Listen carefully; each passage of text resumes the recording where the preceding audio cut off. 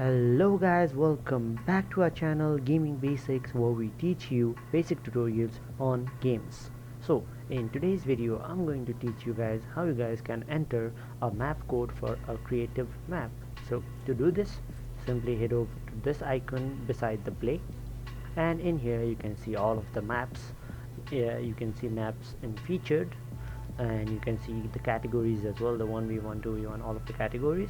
But if you want a custom or private key code, you can come up to this option right here, and you need to paste your map code, and you need to head on enter. After you have done that, the map will come up. You need to click on it, and you need to click on select.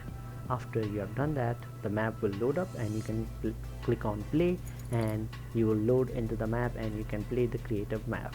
So that's how we do it, guys. Thank you for watching. Make sure to like, share, comment and subscribe, and don't forget to hit the bell icon so you don't miss out on our next video. And also please let us know in the comments down below what video you guys want us to do next, and we will do so for you guys. Thank you for watching. See you guys next time.